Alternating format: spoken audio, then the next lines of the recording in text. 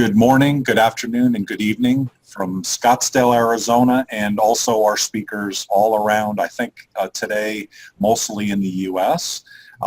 You're wherever you are, and we really appreciate you tuning into Global Chamber on a very important topic for many of us, and that is how to improve our selling. And what we've assembled here is an amazing group of people who have all sorts of experience in doing it in all sorts of venues to all sorts of clients, typically global companies. And so that's hopefully going to be very beneficial for you. I wanted to start by just saying a couple words. This series kind of started with my own, perhaps frustration is the right word, by some of the things that I've seen over the years and certainly even over the last few months, either members or non-members, and how they approach the selling process, and frustrated from the standpoint of recognizing that there was more there, that they could, with a few small changes, be much more effective. And so that's why we've assembled some really effective and successful salespeople today.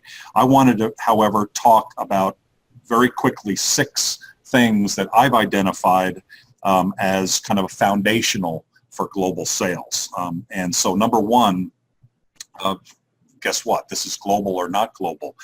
Ask questions. Learn, understand the person that you're speaking with. That works everywhere, and it's certainly, as you're dealing with people around the world, you don't know exactly always what you're getting, and assumptions may be wrong, and so ask a lot of questions up front. Number 2, have passion in what you're doing, and but sometimes what I've seen is people have so much passion about their own product that they forget that they should really have passion about the client. And so make sure that you are both passionate about whatever you're involved with, but also clearly, right? Ask a lot of questions and be very passionate about the success of whoever you're working with. Number 3, focus on value. So we get sometimes, and I get that way too, get kind of caught up in specifics about what the particular product is, when really focusing in on value is the most important thing. That's a universal of interest around the world. How can you create an ROI, return on investment, for me in my business? Number 4, be organized. And part of being organized is being responsive.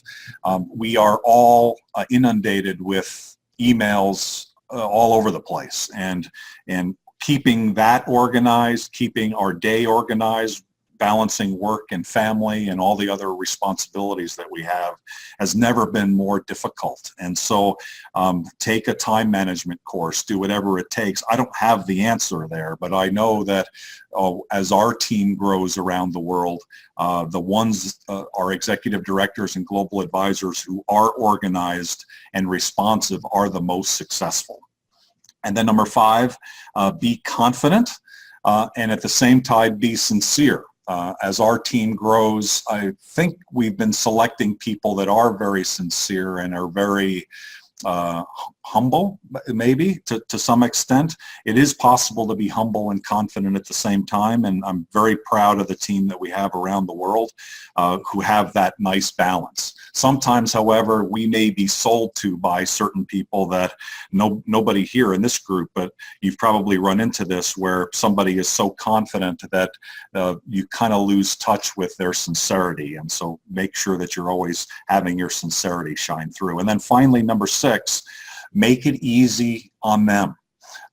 This is something that we teach our team around the world. Make sure your email has a signature on everything, not just the first email, but every single email that you have, because how many times have you kind of tried to figure out how to call somebody? And if you're trying to sell somebody, they shouldn't have to really work very hard at it. You've got to make everything simple. And the signature on your email is an example of just a very basic and simple example of doing it very simple. So our first speaker after that very foundational discussion is Mel Sanderson. Mel, if you could come up. And she's here in Scottsdale, Arizona. She's the international international, I always say the head of international for Freeport McMoRan, but there's another word in there.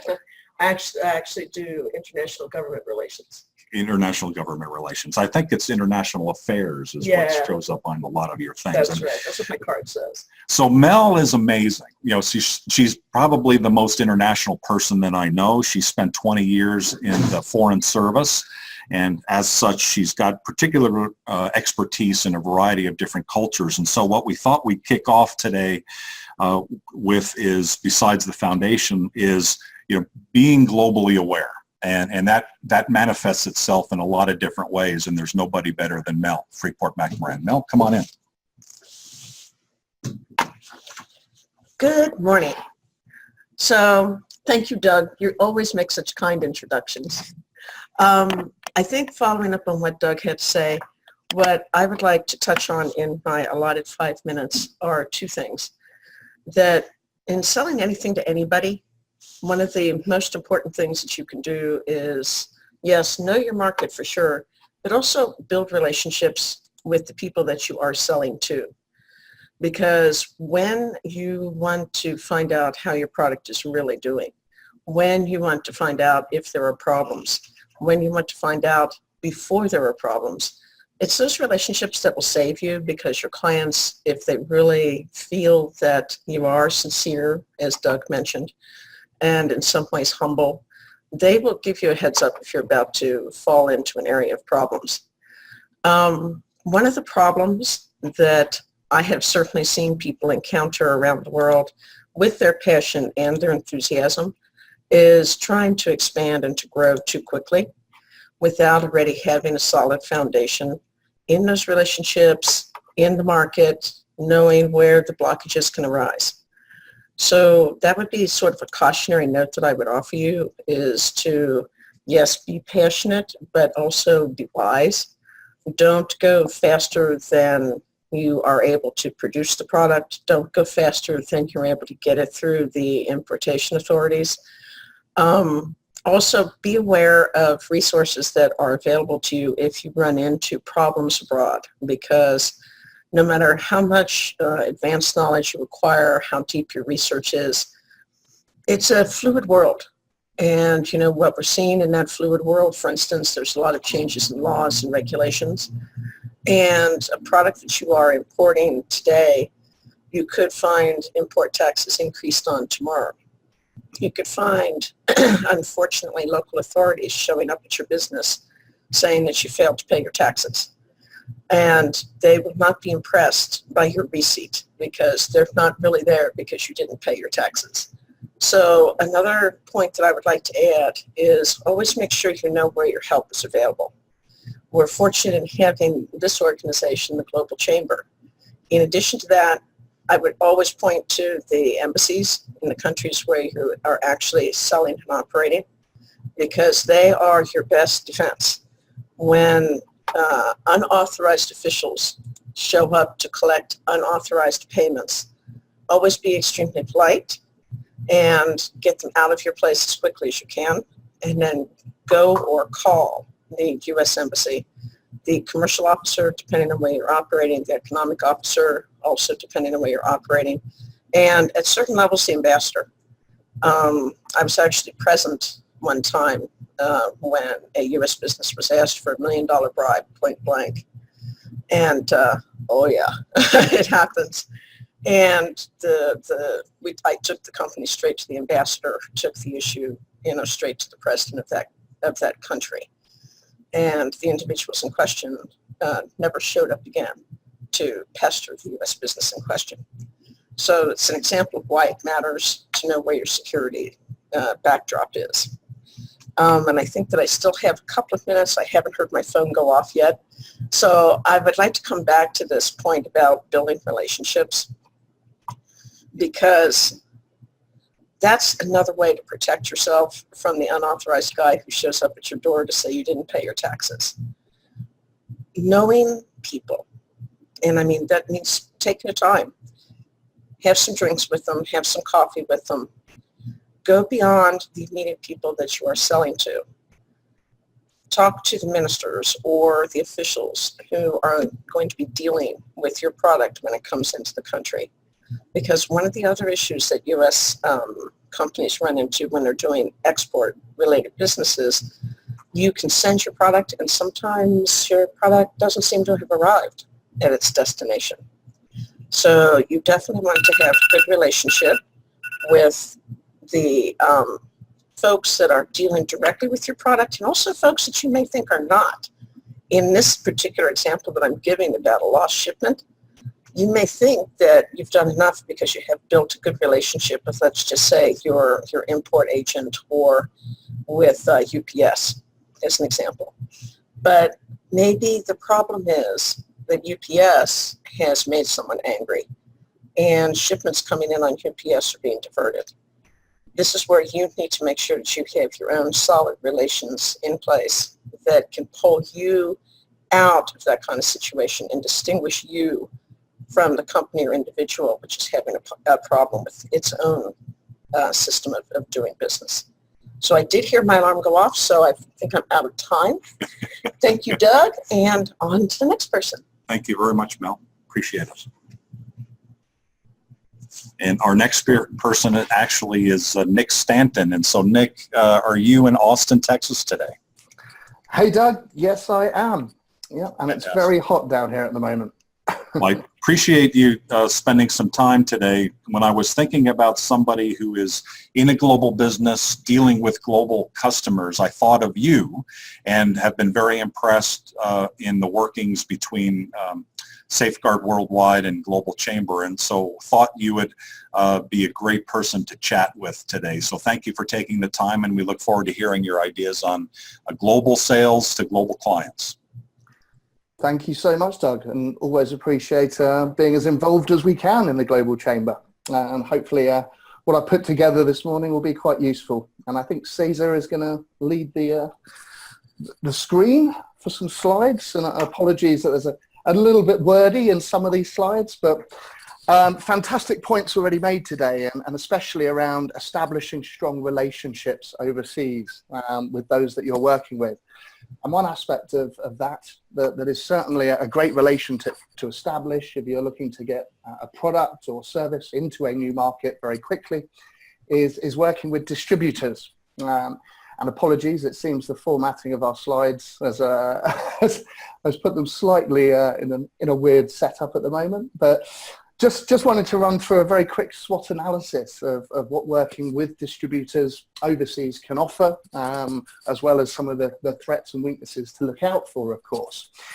And all of this is built around establishing those fantastic relationships with experts in the markets that you want to be doing business. And really emphasizing the point that's already been made, I think by a couple of you this morning, empathizing with that new culture, those new contacts, really taking the time to learn things from their perspective is absolutely critical to doing everything overseas. So otherwise, just walking you through some of the strengths, weaknesses, opportunities and threats, obviously, of working with distributors. And I'm sure many of you have done this for many years, so apologies if I'm sort of walking you through how to suck eggs here. But I think it's fairly obvious that having a local expert that already has sales distribution channels, already has the local expertise of the market that you're looking to work in, already has contacts and networks established, is really a fantastic partner to be able to work with when looking to get your product into that new market. But there's always going to be some threats and some weaknesses with that model as well. And one of the biggest weaknesses really is ensuring that your product is going to be focused on and driven into that new market as you want it to be. And very much going back to Doug's point again, helping that distributor understand the value of the product as opposed to just a sales pitch that you're looking to take into that country is absolutely important. Obviously, outside of that, not just knowing how to position it and how to actually share that value with that new market in that new culture, but also how to look after those early customers from an early stage point, making sure that they're getting the full value from your product, understanding it fully, and then obviously being fantastic references for other clients that you might like to start picking up in that new market. So some really good opportunities as well as some pretty significant weaknesses in that. Now, moving on to the next slide, again, conscious of my short few minutes. One of the major weaknesses, and that ensuring that your product is primary focus, is being positioned correctly, and you're starting to build those contacts, is not just relying solely on your local distributor. And what we found has been hugely successful with a lot of our clients that we're working with currently, including ourselves as well, is actually employing a local representative that can really be your face and your main person on the ground.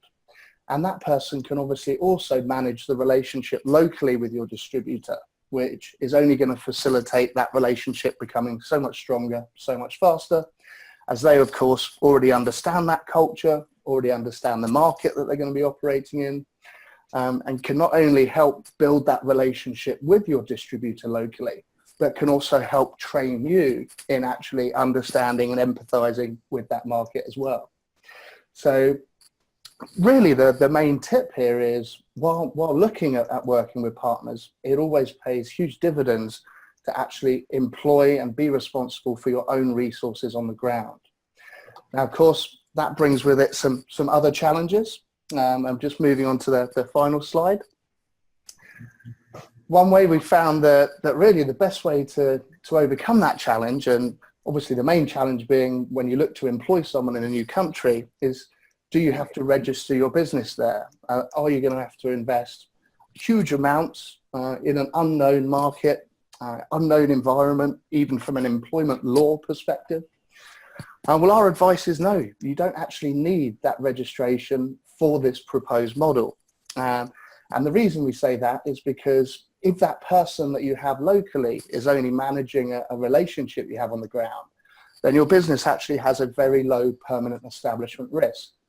Certainly, as the distributor will be dealing with most of the financial transaction components from selling into that local market. So all you have to worry about is obviously ensuring that they have your product and know how to position it, but you're accounting for any sales that they do, obviously under your US or wherever your headquarters might be based infrastructure.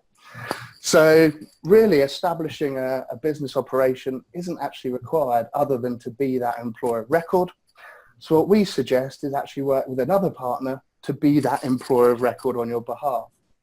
And it's a thriving market growing at the moment as a response, but this form of global employer of record service is something that we provide at Safeguard, and I won't bore you with that too long, but there are other options as well with regards to local staffing agents, or even talking to the distributor that you might be working with and looking at ways in which you might be able to have them actually second a direct resource on your behalf.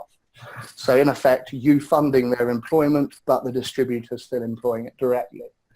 Obviously, the slight risk there is if they're still employed by that distributor, are they really going to have your products and your best intentions solely focused on? So I'd always advise that consideration and thinking around that and potentially using a third party so you get that complete control of your representative on the ground. And what does this mean? Well, it means that you can then very, very agilely and very leanly start to expand into other countries and mitigate the risk of doing that as much as you possibly can. And that, of course, lets you really start to test those new markets, build your reputation organically, obviously build up the revenues from any successful sales and use that to reinvest in growing out that market.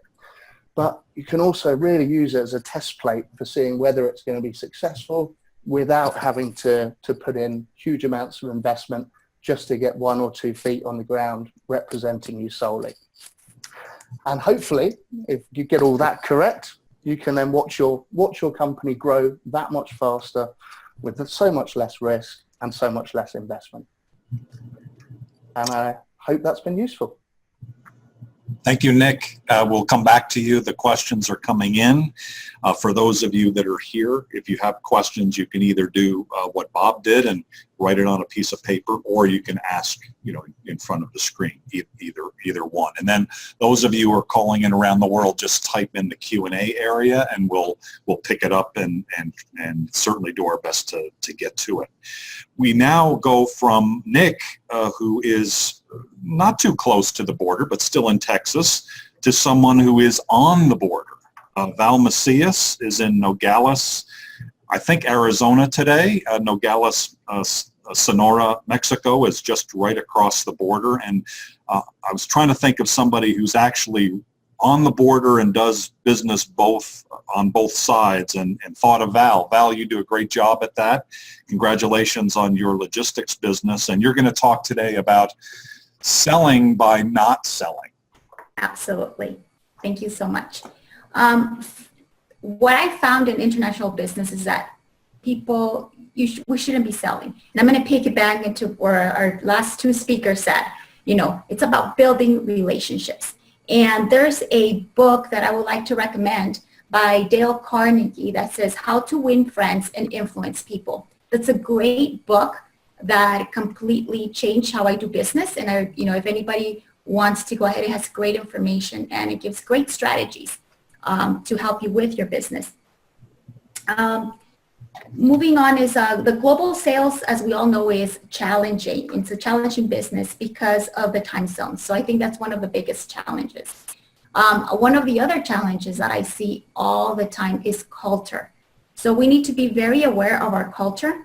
If we're speaking to somebody in Japan or China, do your homework, people, because there's a lot of people that actually come to me from another country trying to sell me something that they think I need. It really upsets me. It takes away my time. They don't know who they're talking to. They think that I need something that they're selling because they look me up in the internet. And they're trying to do their job. Luckily, I know, I can take it as an offense, but luckily I know their culture and I've studied their culture, and it's something that I recommend for those people that are going to do international businesses. Even if for example, me in Mexico, I have to be very careful how I talk to the people in the south of Mexico. Very different how we talk up in the north and how we do business in the north. So we really have to do our homework, what it is. The other one is smile. Always smile. Even when I'm on the phone, I have the smile. And I listen. Let them do more of the talking. Let's find those gaps. The other thing is our competitors can be our biggest alliances. Let's create those alliances, because after all, at the end of the day, we want to have, when we're doing a sale or something and there's a gap, something happens, everything in global business, everything is quickly. We don't sleep. It's moving constantly. We need to create those alliances, even with our competitors, to help us out, to move either the freight, or if something happens, something gets stuck. I believe we have to, it's important to create those alliances. They can help us in the long run. I know they've helped me. And the other thing is let the customers sell to themselves. It's super important. Let the customer do all the talking and we listen. And where is the gap? There's more than one. I don't just do logistics. I do also sales and distributions or under my umbrella, So I listen, and maybe they don't need my services as freight, but there might be something else that they need that I can offer as I'm listening at the end of our conversation. And they always come back. I don't know what it is, but they always come back to me. If you speak the language, and if you don't speak other languages, please, that would be a very, very important. Start learning a language this summer, a new language. It would be very helpful, because I think some of my success has been I speak some of my customers' languages directly. I don't need a translator. As we all know, some things can get lost in translation. And that is a very, very effective way to win a potential new customer. So, and I think we all, I know I have like a minute going on, but that's pretty much bottom line. Just be yourself. Just be yourself and be truthful to just be very truthful to what you're selling. Don't add more, don't give more. It's very basic, but people sometimes just oh my God, it's global. People, they think it's not, I don't even know how to word it. It can be very simple if you know how to work it, and make the person number one, make it all about them and fill in the gap for them at the end of the day. Thanks, Val. Absolutely. Great points. And we've got some questions coming in on yours, so we'll circle back in a couple minutes. The next speaker is coming in from Charlotte, North Carolina, Ned Dunkel of FX. FX works with foreign exchange, and Ned, you're mainly working in the United States, so you're an example of someone who has a very international solution to mostly American clients. Tell us some of the things that are key to your success in selling. Yes, thanks, Doug. I appreciate it. Yeah, I'm in the United States, and AFEX is a U.S.-based company, but we are a global company. I think we're in something like 12 different countries and serve the entire world, of course. And what I wanted to talk to in my 5 minutes today is understanding foreign exchange and how it's going to impact your business if you're looking to expand overseas. Next slide, Caesar. Yeah. So you're looking to expand across the borders. Congratulations. You're like it or not, you're going to be exposed to the world of foreign exchange. Whether you're buying or selling, foreign exchange is going to make a big impact to your business. Either if you're licensing overseas, buying product overseas and reselling it, or just selling products overseas or cross-border is the more, I guess, the definitive term. But if you're selling overseas, you're going to have to deal in foreign currencies. Exposure also comes from opening offices abroad. You may not be selling just from here. You might want to set up a European or Canadian or Mexican distributor. And those offices come with foreign exchange expenses as well. Or it may just be cementing a international partnership that you've established. And again, you're going to have to come to terms with foreign exchange in that matter. And understanding the foreign exchange market is key to success in expanding cross-border. You have to understand the market dynamics. What causes foreign exchange movement? This may be old hat to a lot of you, but foreign exchange is the world's largest market. There's over $5 trillion a year exchanged throughout the world on a global basis.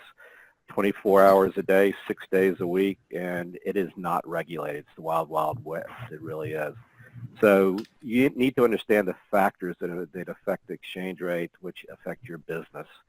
And a company such as AFEX or a foreign currency consultant can help you out. You also have to understand the risk factors that you have to consider. And these have to do with when you're buying and selling overseas or purchasing a product or opening an office abroad. How does the change in currency rates affect you over time? You may have a product priced, correctly today in a foreign currency, euro, Canadian dollars, whatever. But, by the time you sell that product and actually take delivery of the payment, you might have lost money due to currency exchanges. And if you're working, or volatility, and if you're working on a small margin, you could lose your entire profit margin just from a small change in exchange rate. For instance, today the dollar is strengthening, if you've been noticing, and that's mostly caused by the difference in rates between the two overseas countries that you may be dealing with. The dollar is strengthening because of the rising Fed rates, and in Europe, the Fed rates are staying way down, and they're also having political turmoil. So how do you price a product in Europe, say, today when you don't know what the exchange rate is going to be in 90 days when you actually get your payment from abroad? And something very simple to look at is the exchange rates and transactions fee. They're not uniform. Across the board, they're different. So you want to go to the best provider or consultant that gives you the best exchange rates and transaction fees. Next slide, please. How can the volatility in the FX market impact you? There's business impacts and accounting impacts.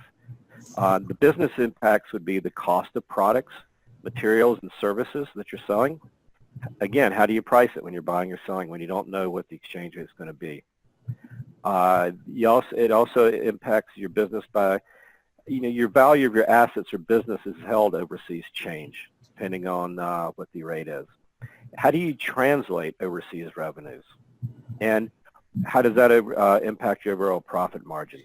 You also have accounting impacts. You have the unpredictable, non-transparent rates and hidden fees. A lot of people don't know, but you have a different rate and different fee structure depending if you're sending or receiving foreign funds. And actually receiving foreign funds can be a lot more expensive than sending if you're not keeping up to date of what's going on and not working with a provider that's transparent of what they're charging you. The cost and red tape involved in opening a foreign denominated bank account to send or receive multiple currencies also can have a huge accounting impact. I don't know if anybody's tried, but opening a foreign bank account can be very expensive, very time-consuming, and very logistically hard to manage. And most U.S. banks convert incoming foreign payments immediately to U.S. dollars, which adds more cost and inefficiency if you're also sending payments to. So it's best to kind of have an expert to kind of guide you through your inflows and outflows so that you're not double exchanging over with your accounting practices. Next slide, please. Tips to better manage FX risk and exposures. I could go on for an hour, but I'll keep it short. But basically, a proactive approach can help you better protect better manage your exposure and protect your bottom line. You need to monitor the key markets that you deal with, or have somebody monitor and inform you what's going on in these key markets. You need to know where the exchange rates are going and why. You need to leverage hedging tools to minimize exposure and protect your margins. Hedging tools, a lot of people are afraid to use them because they think they're risky. They're not. They're avoidance of risk.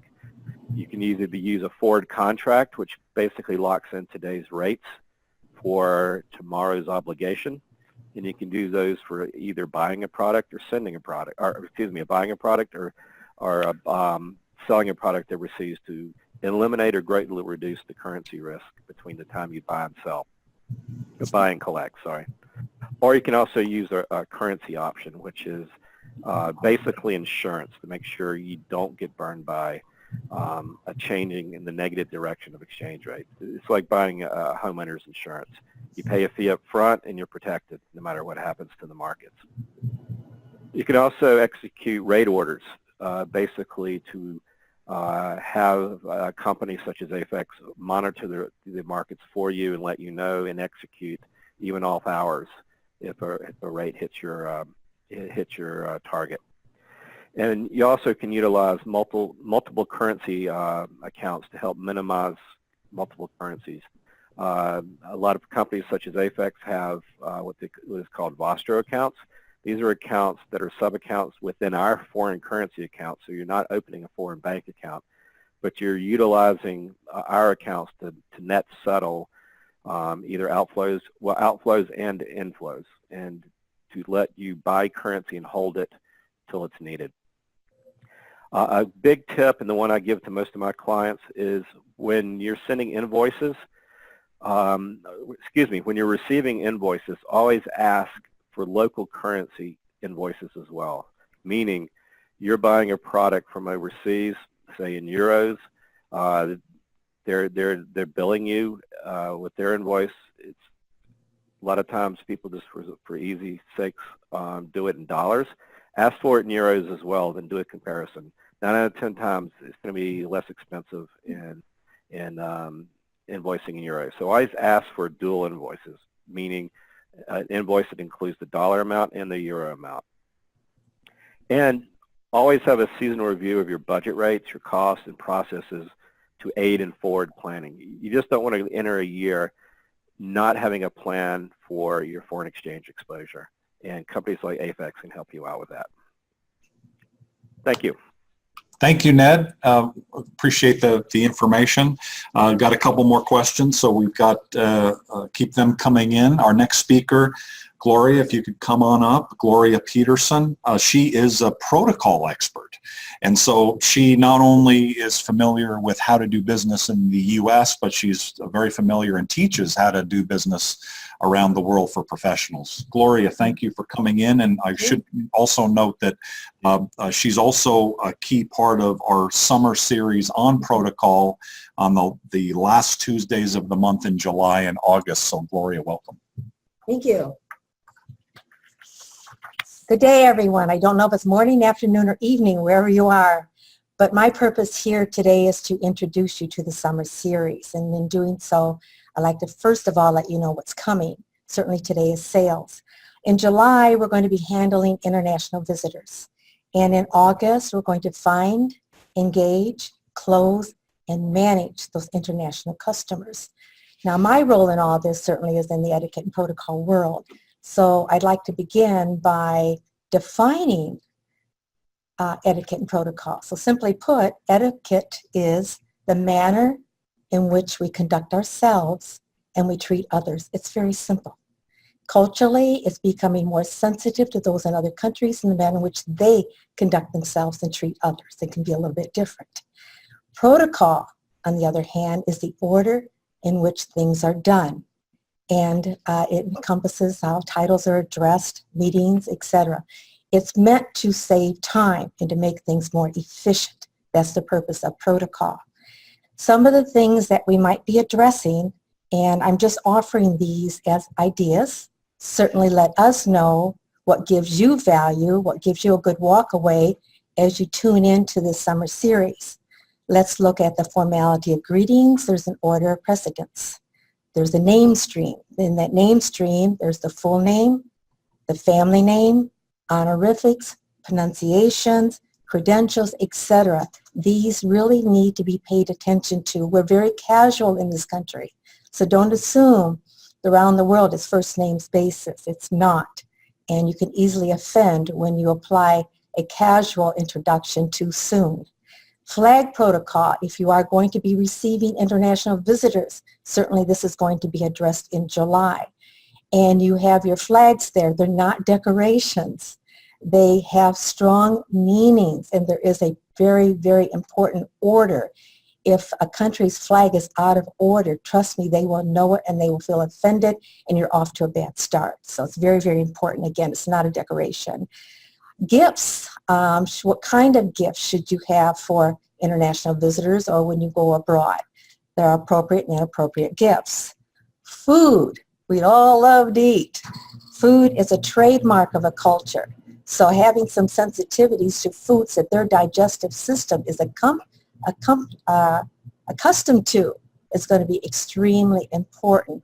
And we have a lot of international cuisines here in this country. Don't assume that particular international cuisine is going to match what they've had in their country. We have our version of it. And if you're lucky, you'll find a restaurant that is very specific to that culture and their diet. So be very, very careful there. Seating protocol, and I'm going to close with that one. Seating, the manner in which you seat people at a dining room table, the manner in which you seat people at a meeting can throw everything off or put everything right on task in a very, very good way. So that's another protocol. These are all protocols, the order in which things are done, certainly, and certainly the way you treat people and honor them.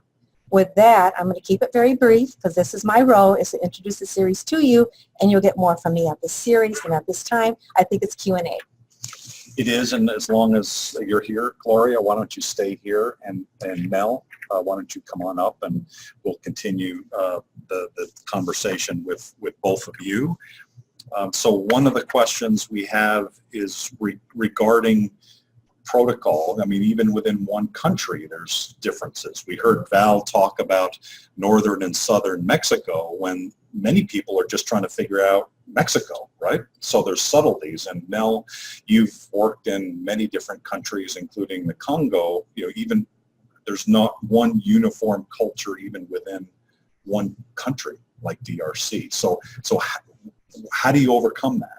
I mean, you can't study every country and be aware of every single person, because some of those people might actually be from another country and have some other cultural background. So how do you process that? How do you deal with that effectively? All right, first do your homework. Would you like to? Okay. I would say, first of all, start out by doing your homework. And Okay. you can read books. There are a lot of books. Probably my favorite is Kiss, Bow, and Shake Hands. That one covers like 60 countries. But my personal preference is visit your consulate. A lot of times in the afternoon from like 2 to 4, they're not as busy with visas, and they're going to be more willing to talk to you and give you what you need to know, give you pamphlets, brochures. Your consulates are your best friend. And certainly seek out at your local colleges students that are country specific, and sit down with them, buy them a coffee, buy them lunch. What you learn from them in that seating is going to be extremely valuable. Now, do something to add. Thank you. Yeah, it comes back to what I said at the beginning about building your relationships, because what I found in various countries is that by making 1 or 2 friends, all of those gateways, those cultural gateways and those historic gateways opened up to me, because I was then able to say to 1 or 2 trusted friends, oh, you know, I'm about to meet with so-and-so. And they would immediately say, oh, yeah, so-and-so is from such and such a town, and, you know, they had a problem historically with America or whatever. And so you can be well armed by your friends in these cultural kind of terms. So one of the cultural things I think that Nick is trying to explain is that not all English food is bad. So I think, Nick, in your case, what you're saying is if you're doing business in the UK, you can go out to restaurants. You can do something, and certainly don't insult the food, right? You're not going to ever insult the food. But many of us have traveled, right, with people that are not as culturally flexible. It's flexibility, right? Yeah. They've got their own thing. I want steak and potatoes, and that's what I'm going to go do. And they don't want fish and chips, or they don't want sushi, or they don't want this or that. So, how do you deal with that? Because all of us have traveled with somebody who is not as flexible as we are. So, Nick, what about you? You travel a lot. How do you deal with that? Bravery. You do really have to get out of your comfort zone and just embrace as much of that new culture as physically possible. And it's amazing how many common things that you do like you can actually start to find when you do start exploring and being more open to trying new things. We've been very fortunate in establishing great relationships very early on as we grew Safeguard, and got to go and meet some fantastic people around the world who spoilt us terrifically to some fantastic meals, some of which look very alien and interesting to us at first. But going back to Mel's earlier point, a couple of drinks and understanding and empathizing that new culture and where those foods have originated and why it's become that way really helped the evening become a lot of fun and build the relationships that much faster. So, yes, please. I just want to add that there's 2 and only 2, in my personal experience, circumstances in which I haven't eaten courageously. and the first of those was actually in the Congo, because Okay. Doug mentioned I live in the Congo. I was making a trip up to the Equator province. That province is the source of Ebola. And so you needed to be extremely careful about eating dishes that had any kind of meat in them, because monkey is very widely eaten in that province by all of the cultures present. So I actually took the precaution of saying before I went that I was this bizarre thing, a vegetarian. So I was served wonderful food by all of my hosts. It was 100% vegetarian. The second thing is, for those who have food allergies, people overseas get that. So you can always say, I'm allergic to seafood, and they will make sure that you are not going to be offered seafood. Being a vegetarian doesn't help you get into Texas, I've found. Or Wyoming. Yeah, Mel knows Wyoming really well, so yeah, careful with that introduction. So another question coming in is several of you, I think Val, you did, Nick did, actually maybe all of you talked about making sure that you have good connections within the community. And so how do you do that? And I'll answer from a global chamber perspective. Certainly that's one of the real key things for us is having someone everywhere so that you can have someone to speak with about connecting in. So what are some of the other things that some of you have done when you're dealing with business and maybe you need a distributor or you need a partner, you know, other than global chamber, which, you know, thank you for all being members. What are some of the other tricks to the trade?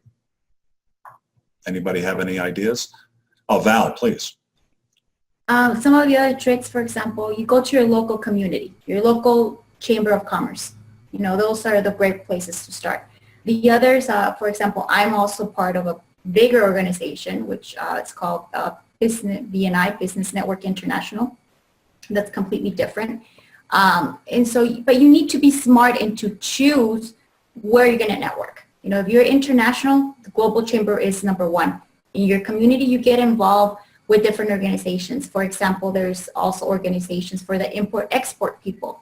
You want to be involved with that if that's what you do. If you're in logistics, you want to be involved in that. You know, but don't spread yourselves too thin that you're not in your business, you know, but choose wisely where you're going to spend your time as far as networking.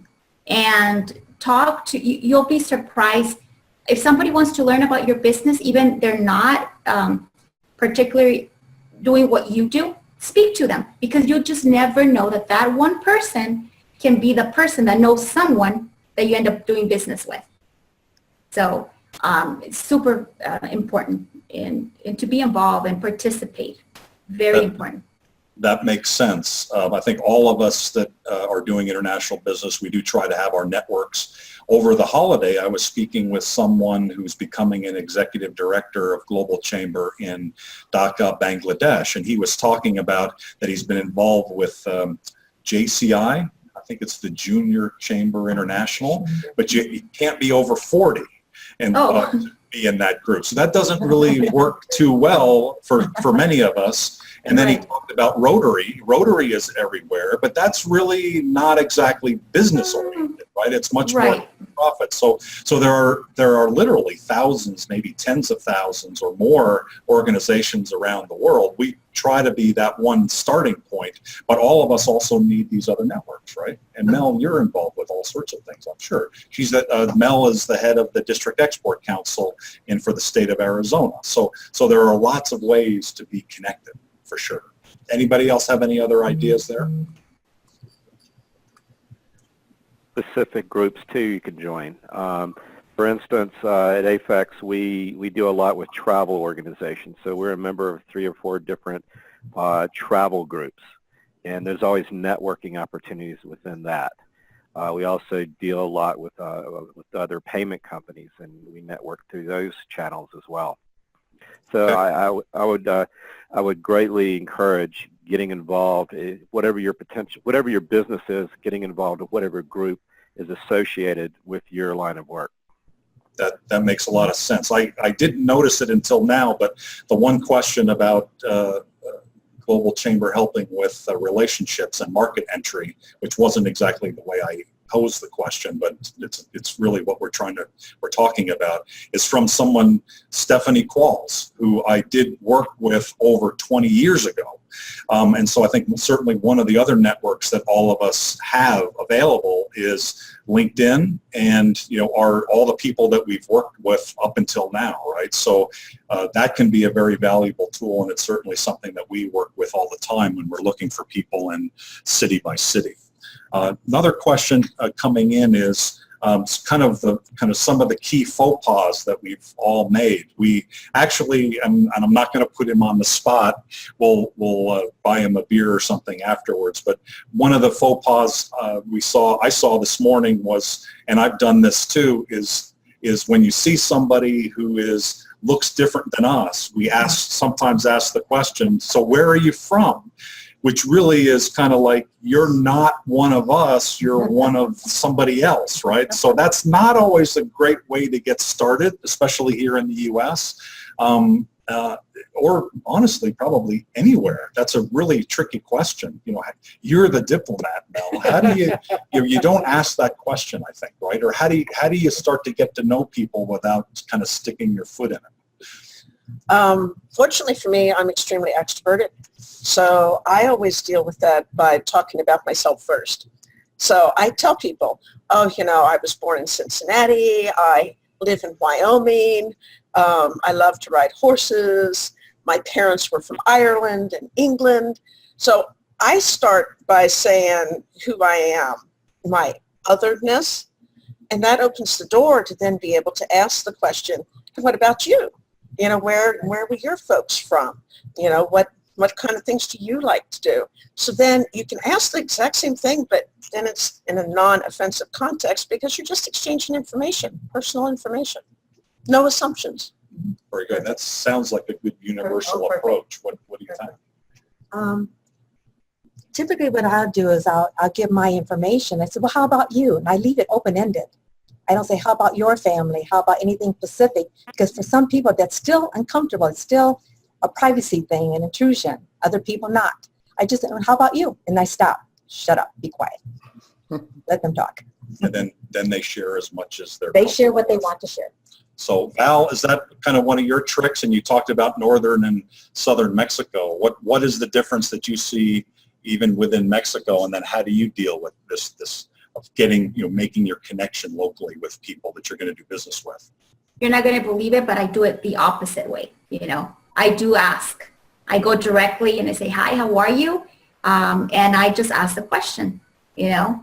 So I do the opposite. I know maybe that I should do it, and it's worked fabulous for me. It's a great icebreaker. You know, for most part, I found that they want to talk and they want to be, especially if it's in a business setting, you know, and they're kind of lost. You know, I'm the one that goes directly to them. For example, there's this group that I'm involved with, it's BNI, and there's 60 of us, 60 professionals. There's a visitor, and I see them, I can target them, and I just walk up to them and I say, welcome. My name is Val Macias, and, you know, what's your name? And so that's how I start. And I start a conversation. And you do ask, where are you from? That's one of your early questions? I do. That's, yes. And they share, you know, so I've had to have an issue with that. So I do it the opposite. Okay, well, very good. It might be maybe the way it's delivered and kind of how it's perceived you're asking. Are there cultures where any of you have struggled? You know, I have. What have you struggled with, Val? I think in the Chinese culture, they are more no touching, like they won't give you, you know, in some of the Mediterranean, I had a particular situation with an Arab client that I had to get somebody else involved because I was a woman. And so that was an issue. You know, we still got it through, but I had to get another, a male entrepreneur from another company to help me out with this client because he wouldn't talk face to face because that was their culture. It had nothing bad to do with me or the company. It just that he wouldn't talk to a woman directly. So I had it was learning experience for me. So that's still an issue. I mean, these are things that have been around for thousands of years, right? It doesn't change overnight.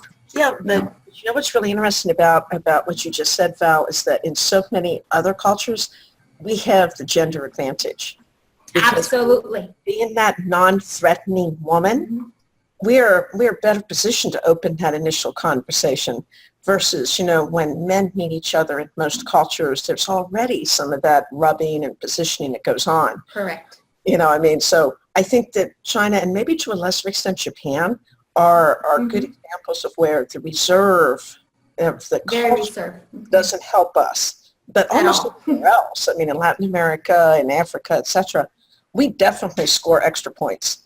Absolutely. And in Israel, I was amazed that I have a client in Israel that he was very, you know, I was amazed. Not one, but several people that I talked to, they were very, we had the advantage, I think, they wanted to do business. So I never had that issue, but those particulars were kind of sticky. But the business got done, Doug, so we got business. It was a close deal. Val, you brought up learning a language.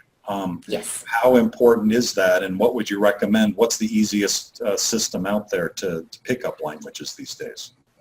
Well, there are various, I know there's Rosetta Stone. My son particularly is learning German and Japanese. He's doing fabulous with that. But it's something that it has to be a language that you want to learn. A lot of people are learning something, but they're not, something that you really want to learn and it's going to fulfill a purpose. I think it's very important to your business, and also it's going to help you grow as a person, not just in business.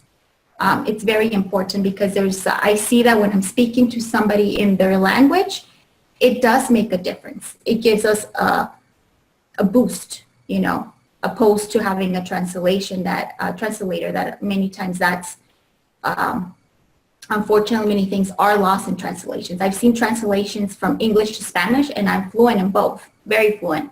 And I see how I'm sitting down and I'm seeing a lot of missing parts and components of valuable information not being said correctly, and it frustrates me. I think it's starting small on that front as well, isn't it? And just learning the fundamentals of meeting someone new. So like a hello and a how are you, or whatever is culturally. And even if it's just a few words, to break the ice, I think it's very important. You don't have to know all the language. You might want to have a translator if you're not fluent, like 100%. But just learn a few words, before you meet your client or a potential client, and just to break the ice and then move on, I'm a vegetarian. Are you? Just to add to that, the Foreign Service Institute also has a really nice language program in addition to the Rosetta Stone that Val mentioned. But and I speak a few languages also because of having been in diplomatic service, and it's no doubt a huge advantage, particularly in that relationship building context. But I'd like to add two things to that. Not everybody is language competent. It truly is. I see Ned smiling. I'm speaking for you, Ned, because it really is a function of how our brains are wired. And some of us can be fluent linguists and some of us are never going to be. So that's sort of point number one, that it is an advantage, but maybe not one that is readily accessible to us all equally. And the second thing I'd like to throw in there is, I speak several languages. I don't speak all of them well, but that's an important point because it humanizes you. Even if you're not pronouncing the word correctly or you haven't put it in the right tense, because these are things that English speakers, we're very lucky. We have a past tense and a future tense, and others exist, and we manipulate them, but we don't actually know what they are, most of us. Overseas, it matters a lot to be in the right tense with your words and to have them in the proper sequence in the sentence. You know what? If you're not perfect, you actually sometimes score extra points because people are like, by God, she's out there trying. Right. I got the idea. She's talking about those trees over there. Great. So that can actually help you too. At least try. Right. Fantastic. I think playing on your ignorance as well when you're going into new cultures and sort of making a sort of friendly approach with it about asking, what is typical here when you meet new people, what is important, how do I not insult you? Just having some fun with that fact that it is new to you, I think really demonstrates to the person you're meeting that you do care about learning about their perspective, and it shows that empathy. And I don't think there's any greater way of building a relationship than shared empathy and understanding one another's perspective. So being real, being transparent, and being a good person fundamentally is sometimes it's not just the words, it's how you're acting and behaving and in a respectful way, and you'll get that back. Val, please. I just wanted to say I completely agree, but do your diligent homework though on the company. Like know who they are, very important, who the key people are, who the gatekeepers are, of the company, and and then everything kind of follows, because I've seen a lot of people, like I said, unfortunately, within my industry that come to me, but let me talk to your boss. And I'm like, yeah, it's happened to me a lot. I want to talk to the CEO of the company. I'm looking for them, and they're talking to me, thinking that it's somebody else because they haven't not done their homework. So I really urge that before anything, do your homework and know who you're talking to. And find out if they're from the northern or southern part of the country. Whatever it is, and you have a global tribe or a global chamber here, and if you need an introduction, I know that Doug has introduced me to people. I need an introduction to this person. It makes, oh my God, it's just so helpful. Use your resources and ask, do you know this person from this company? What do you know about them? And can you please introduce me to them? And opens doors. And what Mel mentioned about making the connection, one of the ways is certainly just kind of pouring your stuff out on the table, and maybe they can cue in by looking at LinkedIn. If they have a LinkedIn profile, you can see where they went to college. You can start to kind of understand a little bit. And so those of you where we've made introductions, warm introductions we talk about at Global Chamber, typically we're trying to understand both people, not just the business element, but what are some of the personal things that can bring these people together, and that works everywhere in the world. We have come to the end of the conversation, so I want to thank all of these amazing speakers. How about a round of applause for Fantastic. You're all amazing. And those of you who are watching, if you'd like to get a hold of anybody and you can't figure it out through Global Chamber or through LinkedIn, send an email to info@globalchamber.org and we'll figure that out. Our next meetings include what Gloria mentioned. That's July 31st, the last Tuesday of July, and August 28th. Hopefully I didn't switch those around. Last Tuesday of August, where we're going to be talking about kind of the next phase of protocol. But we have almost really weekly events at Global Chamber. I know there's one coming up, the first event we've ever done, a webinar in Spanish. So it's the opportunities between Mexico and Peru. So we have several of our chapters in Mexico and our chapter in Lima to thank for pulling that together. That's July 12th, or I'm sorry, June 12th. And then June 13th, we have an event on NAFTA. You might have heard about NAFTA. There's lots of things going on there, probably not as fast as probably most people want to hear. And so hopefully, and I'm sure we'll have some news between now and then, but we're thankful for Dickinson Wright and their support and sponsorship of that series of conversations about NAFTA, which is so critical, at least in this hemisphere, for business. Thank you all, wherever you are. Good morning, good evening, good night. Thanks for tuning in. Take care. Thank you.